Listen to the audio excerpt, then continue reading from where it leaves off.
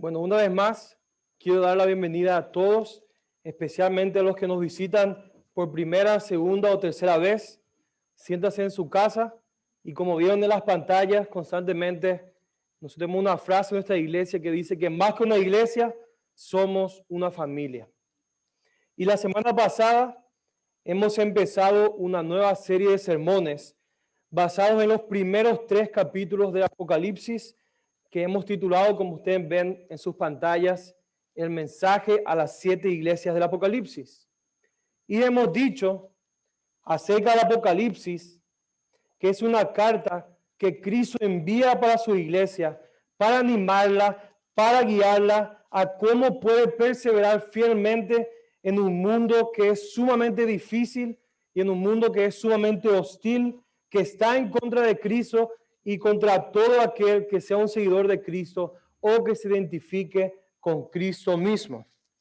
Y el pastor Juan Sánchez, él comenta que históricamente la iglesia del Señor Jesucristo en todas las épocas siempre ha sido atacada y siempre ha sido perseguida.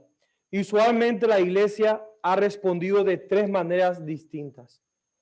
A veces la iglesia no aguanta la presión, no le gusta ser perseguida, entonces deja de parecerse más a Cristo para parecerse más al mundo.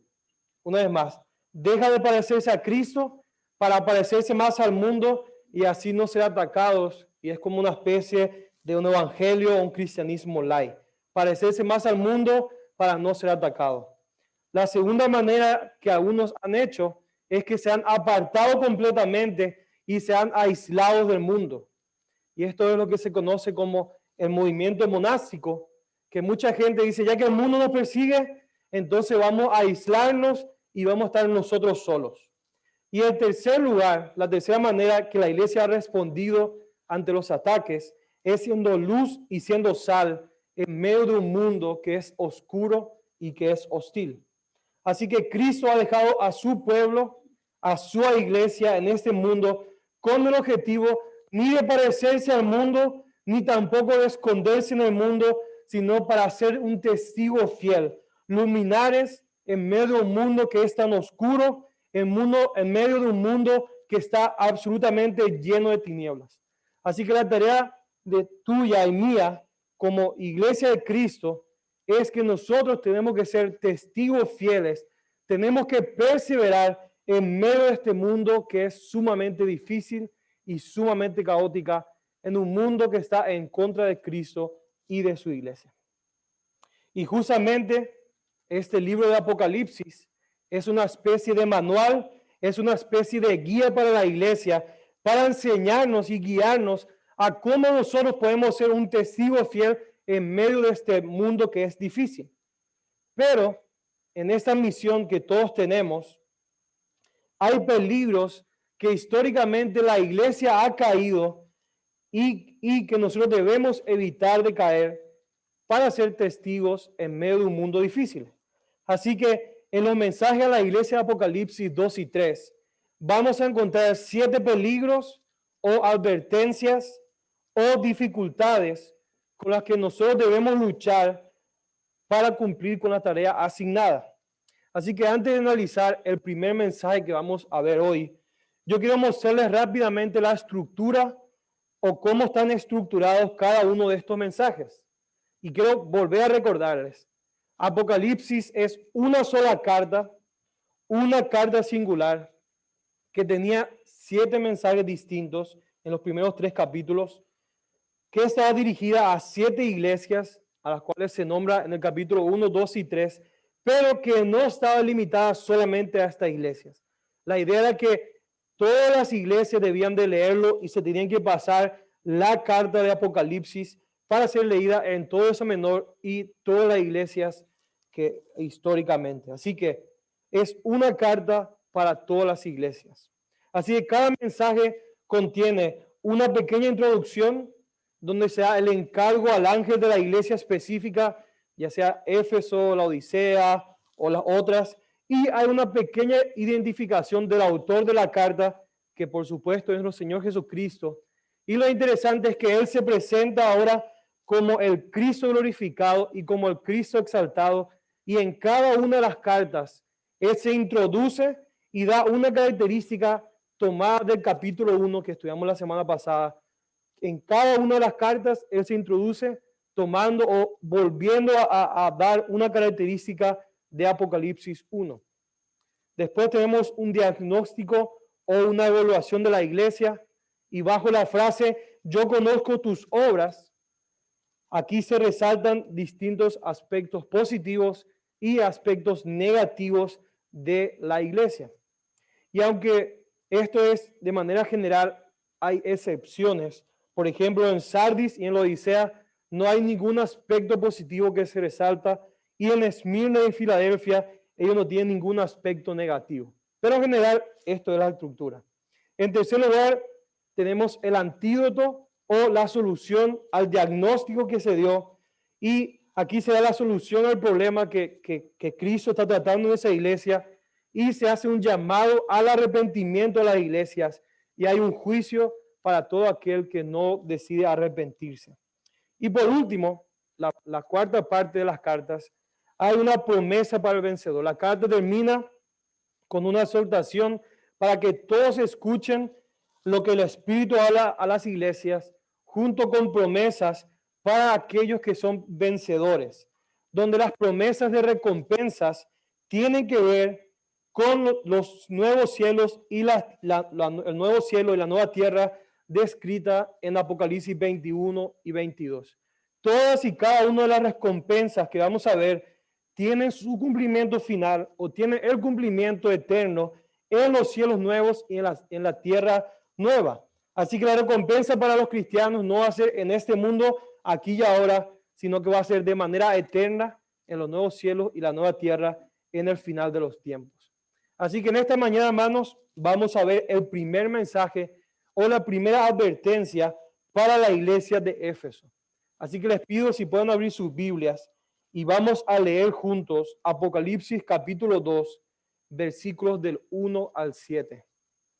Apocalipsis, el libro de Apocalipsis capítulo 2, versículos del 1 al 7.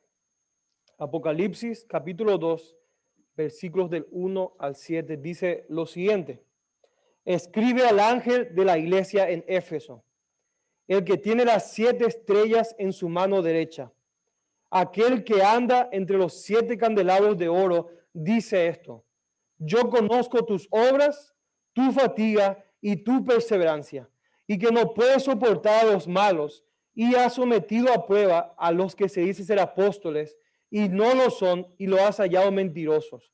Tienes perseverancia y has sufrido por mi nombre y no has desmayado. Pero tengo esto contra ti, que has dejado tu primer amor. Recuerda, por tanto, de dónde has caído y arrepiéntete y haz las obras que hiciste al principio. Si no, vendré a ti y quitaré tu candelabro de su lugar si no te arrepientes. Sin embargo, tienes esto, que aborrece las obras de los nicolaitas, las cuales yo también aborrezco. El que tiene oído, oiga lo que el Espíritu dice a las iglesias. Al vencedor le daré a comer del árbol de la vida que está en el paraíso de Dios. Oremos, hermanos. Padre Santo, venimos ante ti, Señor, con humildad, rogándote y suplicándote que tú hables poderosamente a tu iglesia por medio de tu palabra. Y Señor, aún a pesar de mí, de mis dificultades, yo te ruego, Espíritu Santo, que tú puedas hablar un sermón mucho mejor de lo que yo puedo hacer en cada uno de los corazones de mis hermanos.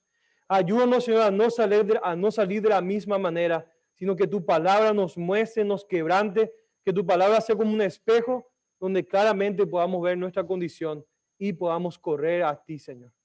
Toda la honra y toda la gloria sea solamente para ti. En tu nombre oramos. Amén. Así que la primera advertencia que Cristo da a la iglesia de Éfeso, y también va a ser el título de mi sermón de esta mañana, es el peligro de la sana doctrina sin amor. El peligro de la sana doctrina sin amor. Así que acompáñenme y vamos a estudiar juntos esta primera advertencia y vamos a empezar analizando la introducción de este mensaje. Y como bien dice el versículo 1 del capítulo 2, este mensaje iba destinado o dirigido a la iglesia que estaba en Éfeso. Y yo ya dije la semana pasada que hay distintas maneras de interpretar quién es el ángel a quien se le escribe esta carta.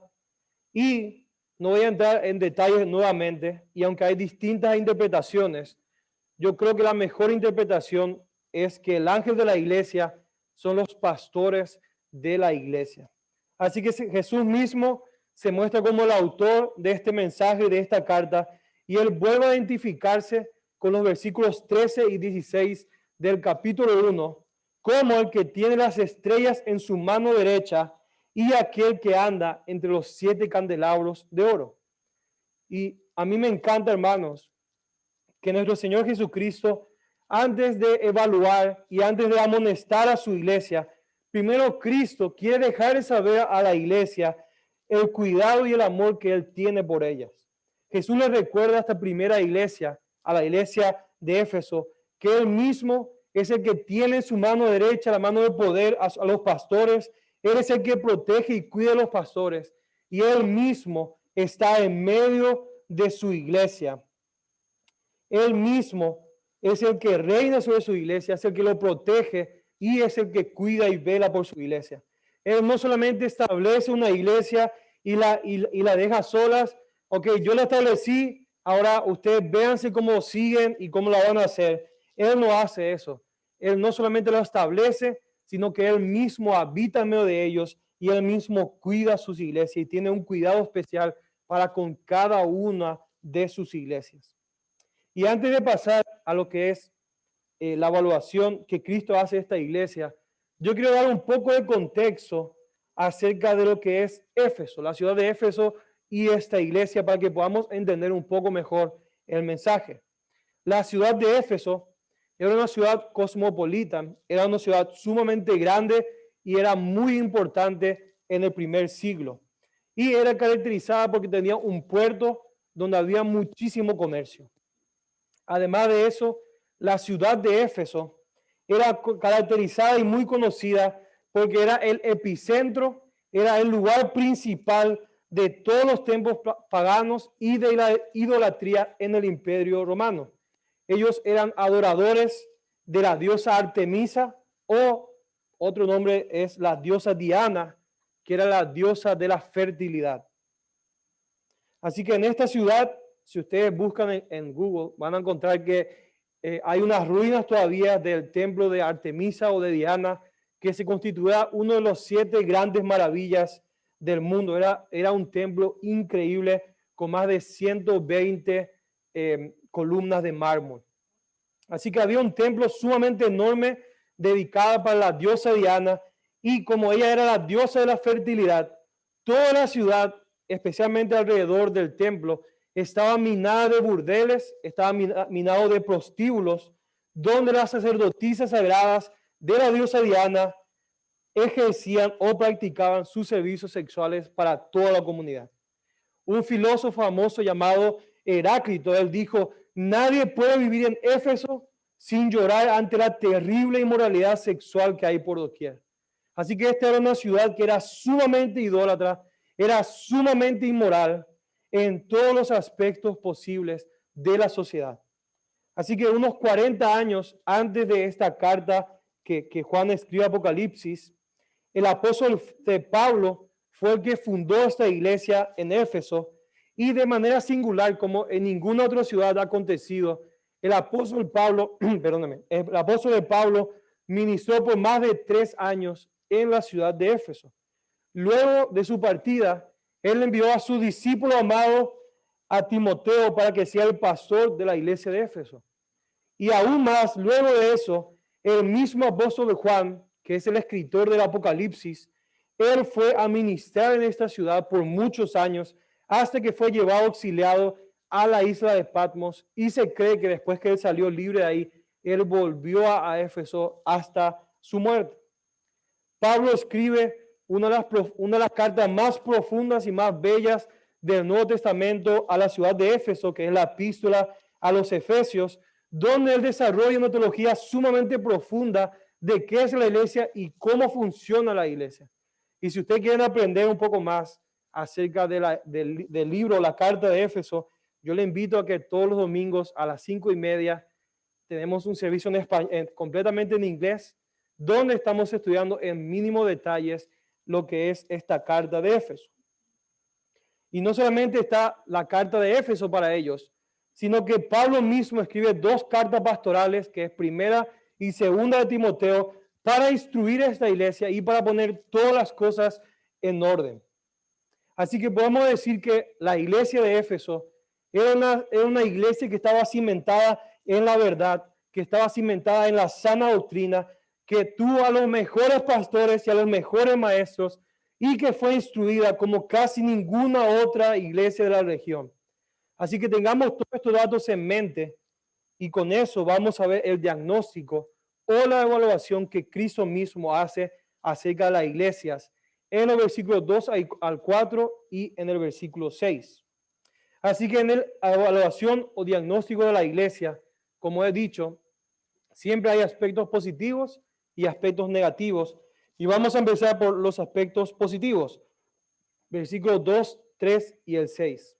A cada una de estas iglesias, Jesús les dice que Él conoce cuál es exactamente la condición de ellos, que Él conoce cómo es que ellos están, en qué estado se encuentran y que conoce hasta cada una de las obras que ellos estaban realizando.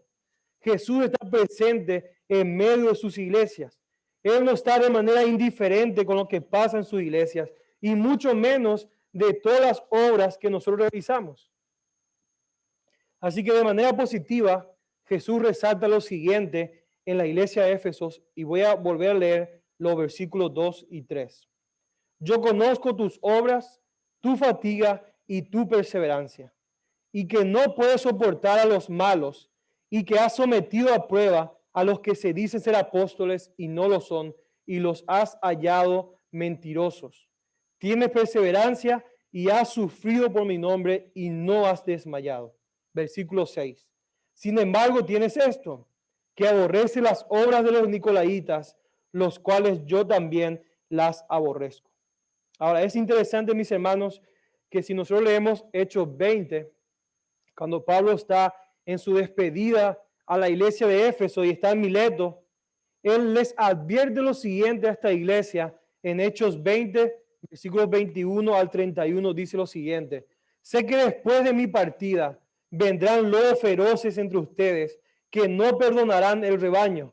También entre ustedes mismos se levantarán algunos hablando cosas perversas para arrastrar a los discípulos tras ellos. Por tanto, estén alerta. Ahora, cuando leemos y analizamos las cartas de primera y segunda de Timoteo, constantemente vamos a ver que Pablo advierte al pastor de Éfeso, que es Timoteo, le advierte de que él tiene que predicar fielmente la palabra, de que ahora mismo se están cumpliendo lo que él dijo en Hechos 20, ya hay muchos falsos maestros y él tenía que perseverar fielmente en la palabra de Dios, él que tenía que predicar a tiempo y fuera de tiempo y en todo momento, y él tenía que instruir esta iglesia y tenía que estar aún dispuesto a sufrir persecución por predicar fielmente el evangelio. Había tanta persecución, había tanta oposición de los falsos maestros que Pablo le anima que él tenía que estar dispuestos aún a luchar y aún a sufrir para mantener firmes en la palabra de Dios y en la doctrina saludable. Así que efectivamente todo lo que Pablo advirtió a la iglesia de Éfeso sucedió en la iglesia. Los falsos maestros llegaron, de ellos mismos se levantaron falsos maestros, falsos apóstoles, y a pesar de toda esta situación difícil, la iglesia de Éfeso, Cristo lo alaba a ellos porque ellos perseveraron, ellos se mantuvieron fieles en la sana doctrina y en la palabra de Dios. Ellos no sucumbieron ante los distintos ataques de los falsos maestros, sino que ellos se mantuvieron firmes. Además de esto, la iglesia de Éfeso era una iglesia que era una iglesia modelo y una iglesia referente para todas las demás iglesias de Asia Menor. Se cree que ellos plantaron muchas otras iglesias y que ayudaban constantemente a todas las iglesias de la región. Así que la iglesia de Éfeso era una iglesia destacada por servir, era una iglesia que hacía mucho para el reino, que era sumamente movida y que era sumamente servicial. Y aún más todavía en el versículo 6, Jesús les alaba y exalta que ellos aborrecían las obras de los nicolaitas, los cuales él también aborrecía. Ahora, no se sabe mucho acerca de los nicolaitas y de este grupo, pero lo poco que se sabe es que ellos eran unos agnósticos, y eso quiere decir que ellos creían en la separación del cuerpo y del alma. Todo lo material, o sea, el cuerpo era malo y todo lo espiritual o el alma era algo bueno. Así que este grupo, ellos creían que todo lo que ellos hacían en el cuerpo no importaba y no tenía ninguna consecuencia. Solamente lo que tenía en el alma o en el espíritu es lo que tenían consecuencias. Así que ellos eran un grupo sumamente inmoral que hacía cosas terribles y justificaban sus acciones diciendo que no importa lo que estamos haciendo en el cuerpo, igual podemos seguir pecando y podemos seguir viviendo la vida loca. Total no afecta porque solamente eso es lo material. Así que la iglesia de Éfeso se opuso a este grupo. Ellos aborrecían las prácticas antibíblicas que ellos tenían y Cristo los alaba por rechazar las prácticas. Y yo quiero resaltar que ellos no rechazaban a las personas, ellos rechazaban las prácticas antibíblicas o las conductas antibíblicas que ellos hacían. Y esto es sumamente importante, mis hermanos, porque esto es uno de los aspectos más grandes de la salvación. El pastor Félix Cabrera siempre decía que un verdadero cristiano es aquel que ama lo que Dios ama y que odia aquello que Dios odia. Cuando Cristo transforma nuestra vida, Él nos da un nuevo corazón, Él nos da un espíritu nuevo y ahora automáticamente, si yo soy un cristiano, yo debo rechazar y debo aborrecer el pecado que yo antes amaba. Así que esta iglesia de Éfeso tenía esa marca de un verdadero creyente, de amar lo que Dios ama y de aborrecer aquello que Dios aborrecía. Así que en resumen, podemos decir que la iglesia de Éfeso perseveró y se mantuvo fiel aún en medio de tantas tentaciones, en una sociedad que era difícil de vivir, en una sociedad que estaba rodeado de pecado por doquier, que estaba lleno de tentaciones, y aún así ellos se mantuvieron firmes y fieles. También ellos lucharon incansablemente para mantenerse saludables, para mantenerse centrados en la palabra de Dios, aun cuando se levantaron muchísimos falsos maestros y muchísimos falsos apóstoles. Podemos decir que ellos eran una iglesia que no solamente creía y tenía la sana doctrina, sino que también practicaba la sana doctrina. Ellos no solamente hablaban bonito y creían lo que era verdadero, también ellos practicaban aquello que era verdadero. Y Jesús mismo lo reconoce y lo alaba.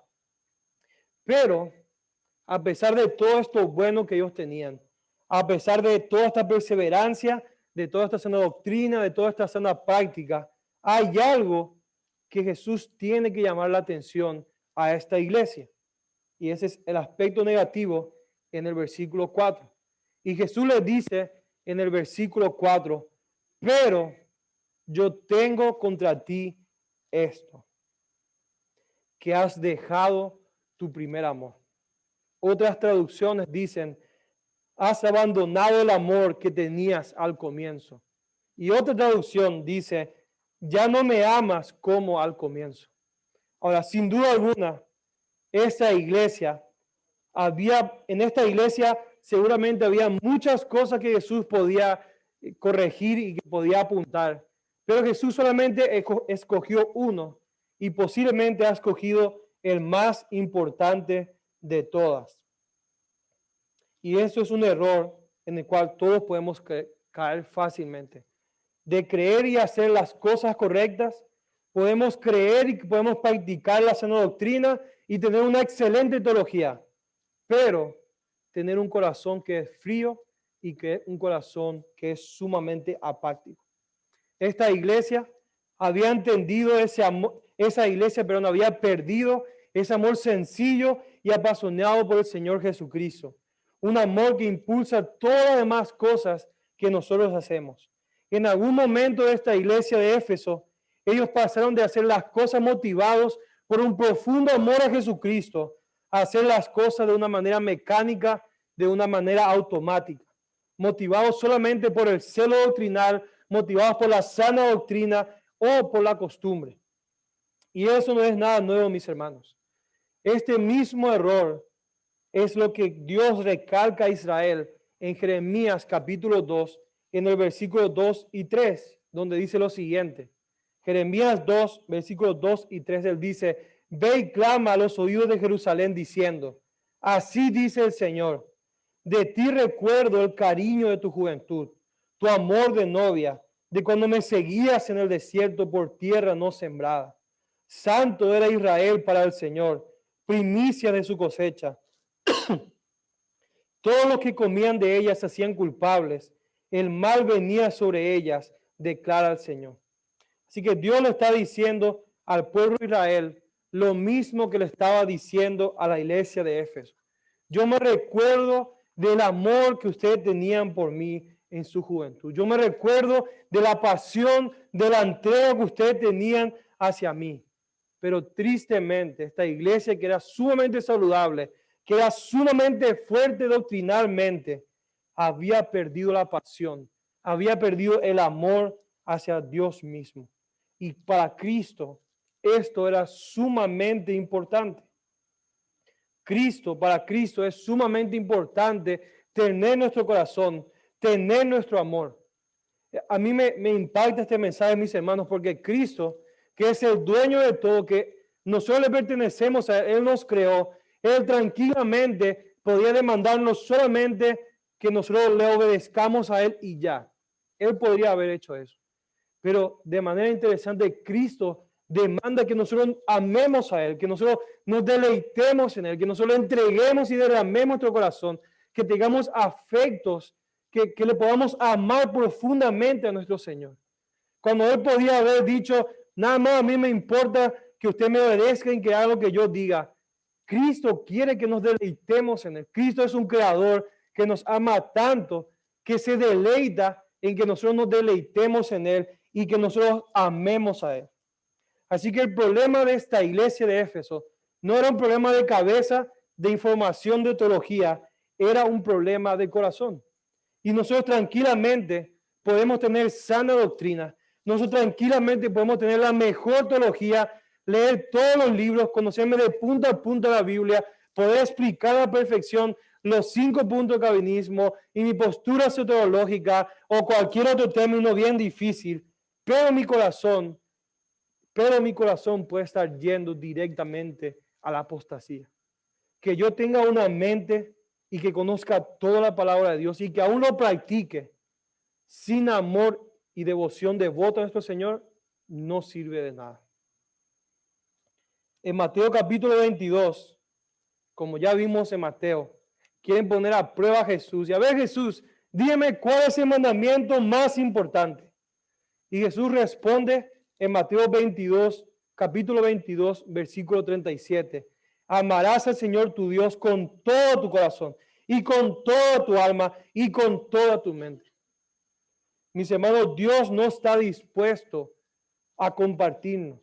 Él no se conforma con que nosotros le demos un poco de afecto. Él no se conforma en que nosotros pensemos de vez en cuando a Él y le demos ahí un poquito de nuestro tiempo de vez en cuando y un poquito de nuestro afecto hacia su persona, y el resto de mi corazón está destinado al mundo, está destinado a cualquier otra cosa. Él quiere y Él demanda absolutamente toda nuestra devoción y todo nuestro corazón. Tampoco Él quiere robots que le sirvan de manera mecánica y que cumplan con todo exactamente, separados de la devoción y del amor a Él. Él quiere un pueblo que lo ame a su Salvador. Él quiere un pueblo que esté apasionado por su Salvador y por su Señor y que ame a Él. Él quiere un pueblo que el mayor combustible sea el amor y que el amor impulse todo lo que nosotros hacemos y todas las obras que nosotros podemos hacer. Y el pastor Salvador Gómez dice que nosotros no hemos sido salvos por mostrar nuestro amor a Él. Es totalmente lo contrario. Somos salvos porque Él demostró su amor para con nosotros. Pero eso no quita el hecho de que Dios demanda un completo amor y devoción hacia Él. Es por amor a Cristo que nosotros hacemos todas las cosas. Así que Cristo, es interesante, mis hermanos, no le pregunta a Pedro, ¿me amas? Porque él no sabía la respuesta. Porque como nosotros sabemos aquí, él le dice a cada una de las iglesias, yo conozco tus obras, yo conozco tu condición, él sabe exactamente cada uno de nuestros sentimientos. Él conoce lo más profundo de nuestro corazón y de nuestras emociones y hasta las cosas que nosotros ni nos damos cuenta. Pero la razón por la cual él hace eso a Pedro y por la cual él hace eso no es para conocer nuestras intenciones, sino es para que nosotros mismos podamos conocer nuestro corazón. La razón que él lo hace es para que nosotros sepamos que a él le importa nuestro amor y que nosotros podamos examinarnos y ver dónde está nuestro corazón y en qué nosotros estamos apasionados. Así que el gran problema o pecado en que esta iglesia, que era sumamente saludable, había caído, es lo que dice, o el pastor John Piper lo llama como cristianos profesionales. En vez de amar profundamente a Dios y estar apasionados por Él, ellos seguían haciendo iglesia, ellos seguían plantando iglesia, ellos seguían haciendo todas las cosas y practicando toda la sana doctrina, pero como un profesional hace, como alguien a quien se le paga para que haga un trabajo y ya, como alguien que sabe cómo hacer el trabajo, como alguien que lo hace casi en modo automático, ya lo ha hecho tantas veces que ya lo sabe cómo hacer. Y eso es algo que Piper lo dice, un cristiano profesional. Y él tiene un libro que yo recomiendo que se llama Hermanos, no somos profesionales, de John Piper. Así que créanme, mis hermanos, que estos versículos no han sido de mucho agrado a mi carne estudiar.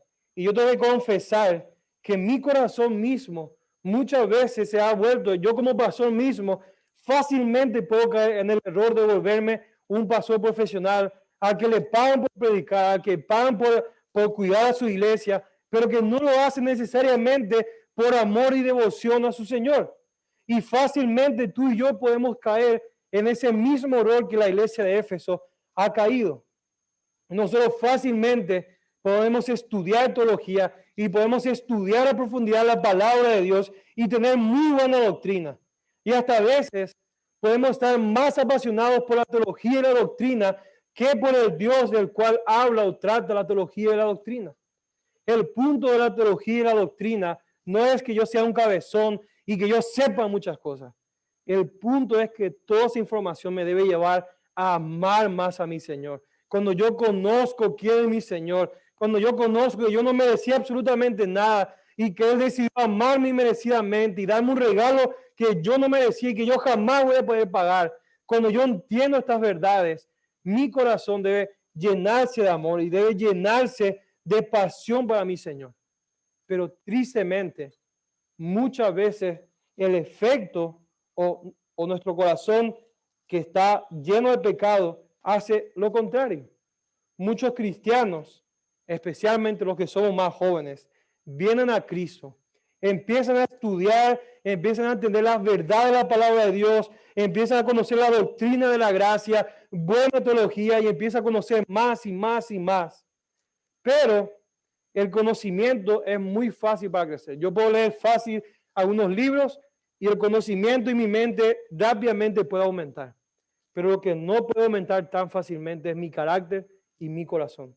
Eso lleva años, eso lleva mucho dolor, eso lleva pasar por la prueba, pasar por el fuego. Así que cuando tengo la cabeza tan grande, pero mi corazón y mi carácter no ha crecido con la misma velocidad que crece el conocimiento, tristemente tenemos las redes sociales llenos de teólogos de Facebook que se creen que ellos son los más puritanos, pero ellos carecen de amor.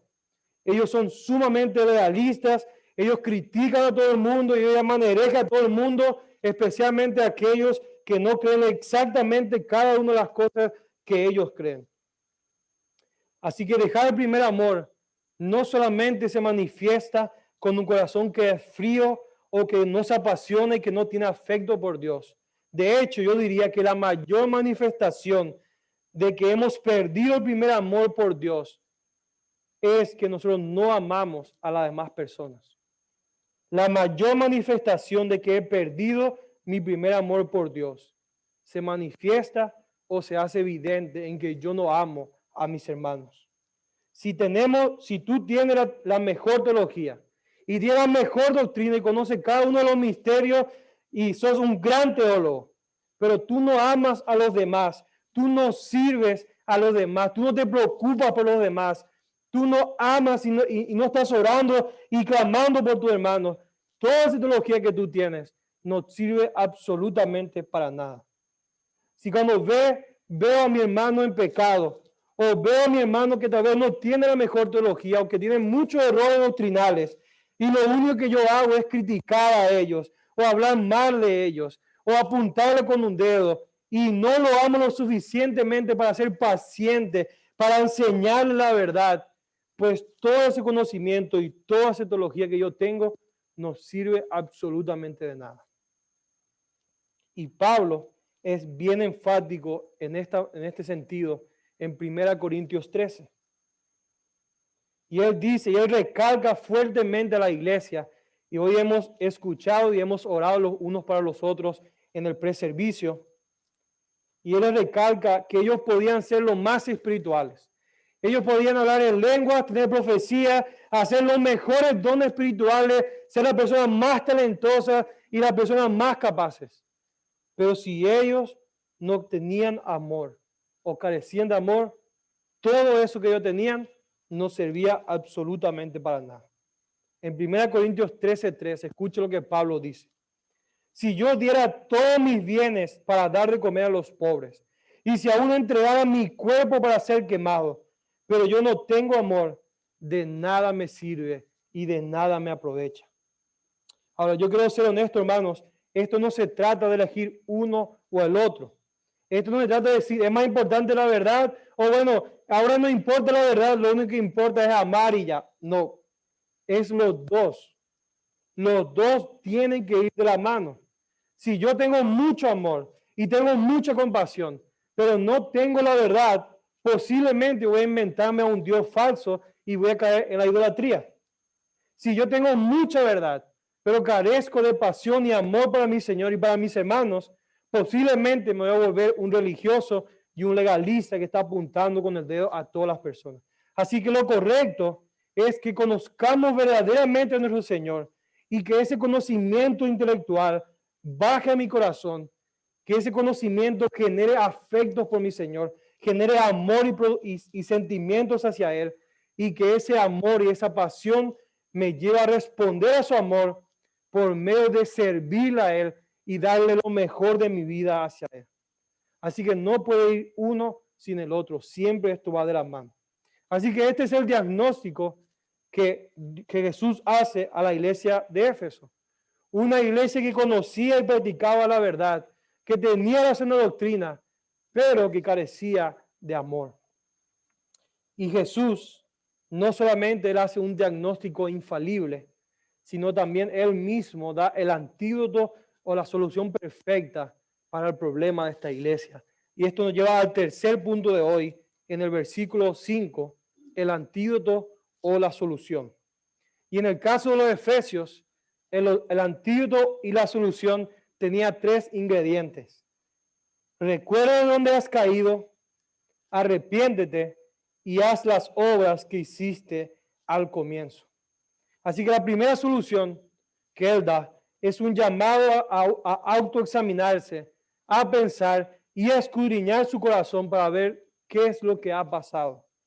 Y una vez más quiero volver a leer Jeremías 2, pero ahora el versículo 13, donde él literalmente le da la receta y diagnóstico a por qué que ellos estaban como estaban.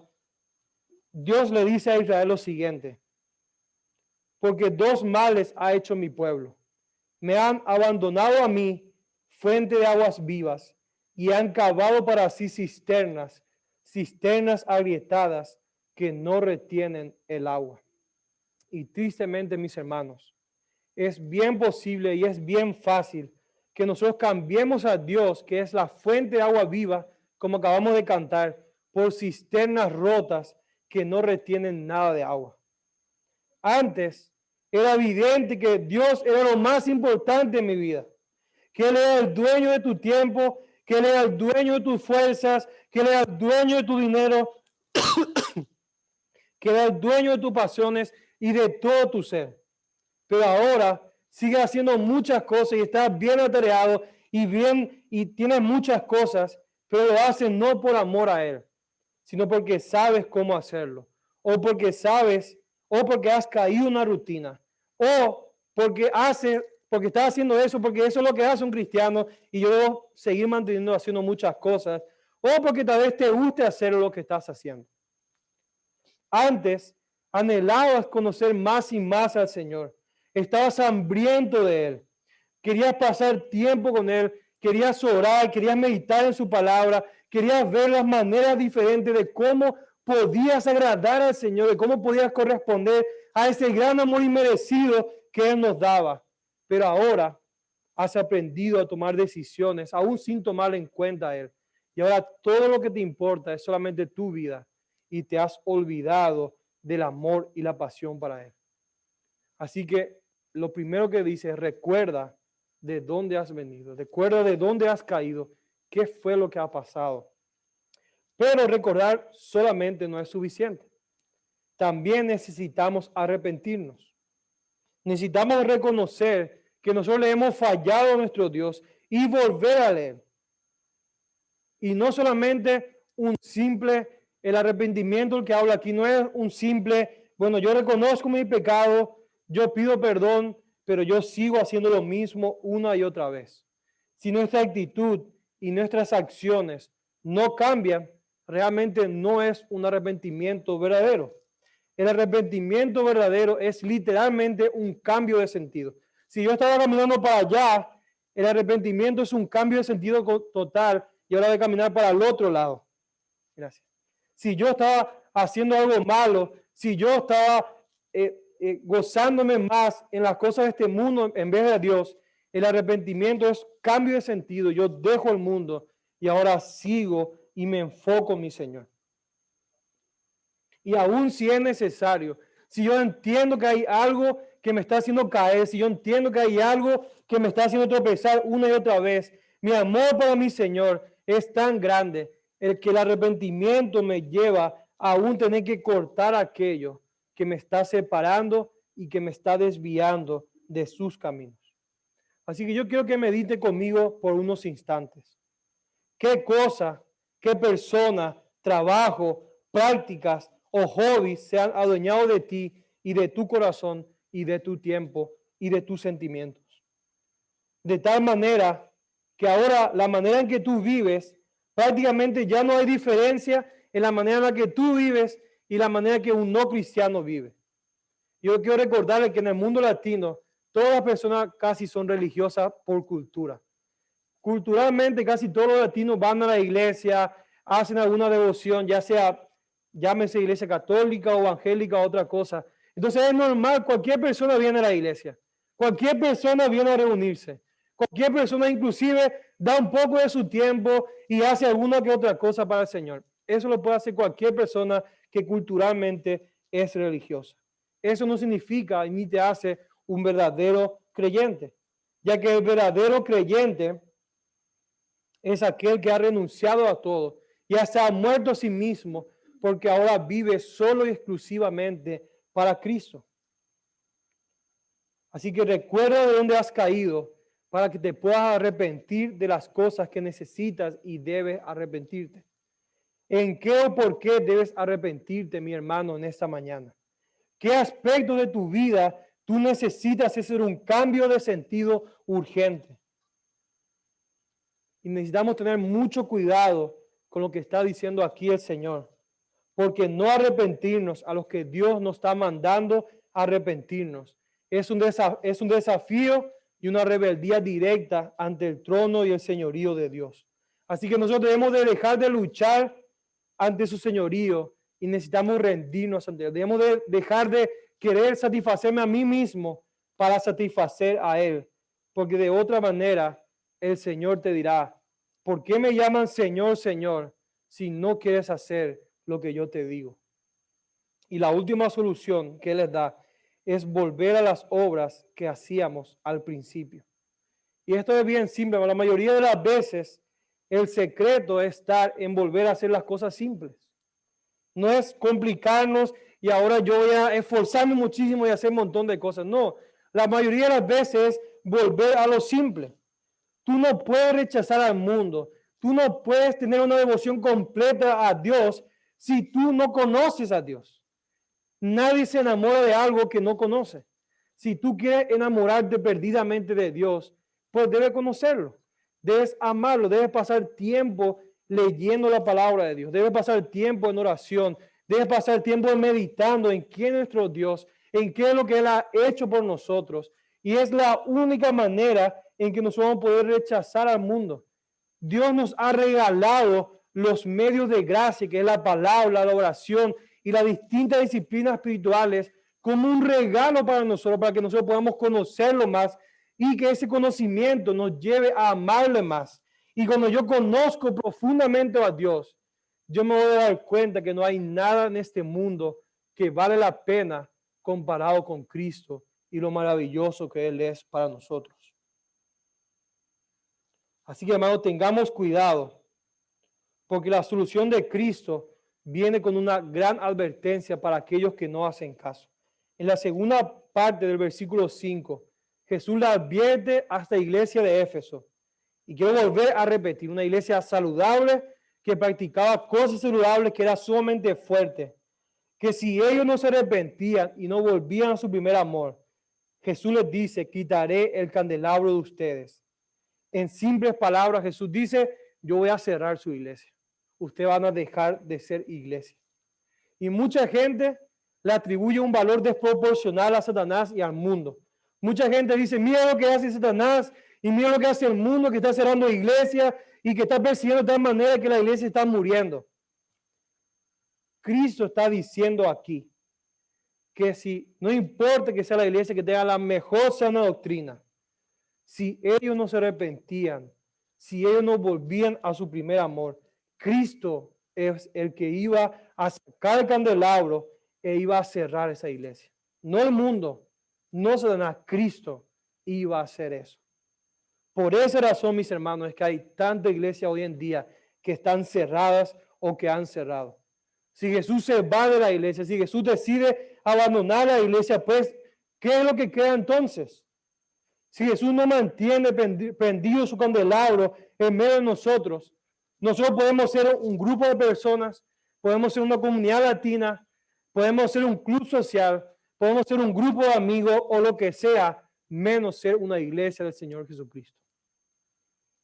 Así que, iglesia, estas palabras de Jesucristo nos muestran la seriedad con la que Cristo ve y toma el problema de esta iglesia y cómo Cristo de manera tan radical trata el pecado.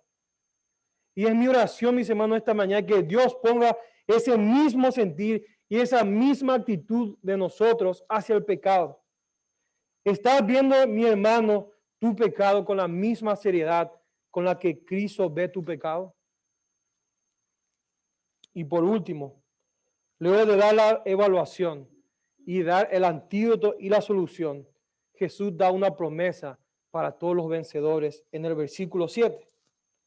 Y aquí es claro señalar que este mensaje, por más de que fue escrita o dirigida a la iglesia de Éfeso, este mensaje no era solamente para ellos, sino para que todas las iglesias oyeran este mensaje, oyeran esta advertencia y tengan cuidado a no caer en este mismo error. Y Jesús le promete que para todos los que perseveran hasta el final, para todos los vencedores, Jesús le va a dar del árbol de la vida que está en el paraíso. En simples palabras, esto simboliza que la recompensa para los vencedores es gozar de la eternidad con Dios para siempre y en su presencia. Y recordemos, hermanos, que Adán y Eva, ellos estaban en el huerto ellos estaban ahí en el huerto, ellos gozaban de la presencia de Dios y tenían acceso al árbol de la vida. Pero ellos pecaron y se rebelaron contra Dios. Y eso hizo que ellos fueran excluidos y que ellos sean separados de la presencia de Dios y de Dios mismo y del acceso al árbol de la vida. Desde que entró el pecado en adelante, la muerte entró al mundo y todo el pecado y todo el caos y todo el quebrantamiento hizo que se dañe completamente el mundo en el que tú y yo vivimos. Pero Dios es tan grande, es tan infinito en su gracia, Él nos ama tanto, que Él decide enviar a Cristo como el postrer Adán, y por medio de la vida perfecta, por medio de su sacrificio y de su muerte voluntaria que nosotros merecíamos, ahora gente como nosotros, gente que no merece este increíble regalo, gente que no quería este regalo, gente que ha rechazado y que rechaza a Cristo y que se rebela contra Él, ahora tiene acceso a este regalo incalculable. Aún sabiendo nuestra condición, Cristo vino a conquistarnos con su amor. Él vino como el amoroso y fiel novio que persuade a la novia que está enamorado de todos los demás hombres, menos del novio. Y aparte de eso, Cristo nos conquistó con su amor y con su gran sacrificio. Y ahora por medio de ese sacrificio perfecto que Él efectuó en nuestro lugar, todos los vencedores que estamos en Cristo tenemos acceso al paraíso con Dios por toda la eternidad. Y vamos a poder gozar con Él por toda la eternidad, donde un lugar donde ya no va a haber llanto, ya no va a haber dolor, ya no va a haber sufrimiento, solamente gozándonos con Él para siempre. Ahora la pregunta es, ¿por qué esta promesa para el vencedor? ¿Por qué terminaría todas y cada una de las cartas con una promesa? Y yo creo, hermanos, que Él quiere animarnos a seguir adelante.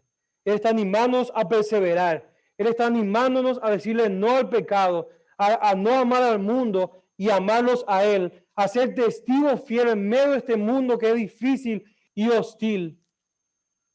Y Juan con esta palabra está diciendo a la iglesia del primer siglo y también a nosotros, hermanos, es difícil esto, sí. Esto lleva mucho dolor, sí, sufrimiento, sí. Pero déjeme decirle que vale la pena por la esperanza eterna que tenemos en Cristo. Para mis queridos amigos y amigas que están con nosotros en esta mañana, todas estas promesas que yo acabo de hablar, estas promesas no aplican para ti. Tú estás excluido de la presencia de Dios y de las promesas de Dios por culpa de tu propia rebeldía y de tu propio pecado. Y porque es solamente por medio de Cristo que ganó el acceso por nosotros, es que nosotros podemos estar en el paraíso eternamente con Él.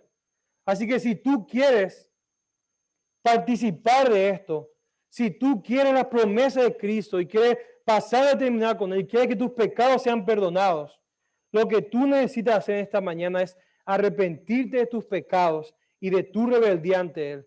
Y necesitas creer y confiar que Jesucristo es el único medio, es el único que puede salvarse. Deja de confiar en tus obras, deja de confiar en ti mismo y corre y ve a Jesucristo. Y si tú quieres saber más acerca de Cristo y de este glorioso evangelio, yo les animo a que puedan quedarse sentados al terminar el servicio y con mucho gusto uno de los pastores o uno de los líderes te vamos a explicar un poquito más acerca de Cristo y de este glorioso evangelio. Y yo quiero concluir, amada iglesia, con lo siguiente. Tú y yo tenemos la misma necesidad de oír este mensaje que la iglesia del primer siglo. Tú y yo fácilmente podemos caer en este mismo error. Así que una vez más, ¿cómo está tu amor al Señor? ¿Es realmente Él tu mayor anhelo, lo que más te apasiona, la razón de tu gozo y la razón de tu existir? ¿Qué es lo que te impulsa a hacer todas las cosas que ahora mismo estás haciendo? ¿Lo que estás haciendo ahora lo estás haciendo por amor a Jesucristo o simplemente lo hace como un profesional que sabe lo que está haciendo o alguien que lo hace por costumbre o porque todo cristiano lo hace? Tener una sana doctrina y practicar la sana doctrina no es suficiente si ésta no va acompañado por un amor genuino a nuestro Señor Jesucristo. Y yo tengo que advertirnos que Cristo, para los que somos cristianos, de ninguna manera compartirá nuestro efecto ni con nada ni con nadie. Él es un Dios tan celoso de nosotros. Él nos ama tanto y Él nos anhela tanto que de la misma manera que cuando un padre ve a su hijo que está en rebeldía y en pecado, lo corrige, Dios nos ama tanto y Él es un Padre tan amoroso que nos ama profundamente, que si Él ve que hay algo en nuestra vida y en nuestro corazón que está ocupando el lugar que solamente a Él le corresponde, Él como Padre amoroso, como un Padre responsable por sus hijos que tanto nos ama y tanto nos cuida, Él sin ningún problema va a quitar y va a romper y va a quebrar cualquier ídolo de nuestra vida para que podamos entender que Él es todo lo que nosotros necesitamos y Él es lo único que tú y yo necesitamos anhelar. Así como dice el pastor Julio siempre, podemos aprender esta lección en las buenas, escuchando la palabra de Dios, o podemos aprender esta lección a las malas, con tristeza y con dolor. Así que, mis hermanos, examinémonos con honestidad en esta mañana y vayamos al trono de gracia para arrepentirnos de todo corazón, para pedirle perdón a Él y rogar que sea el Señor quien dirija nuestro corazón y nuestros afectos solamente hacia Él. Que ponga un corazón de carne, que se deleite por su Señor y que esté apasionado por Él. Oremos.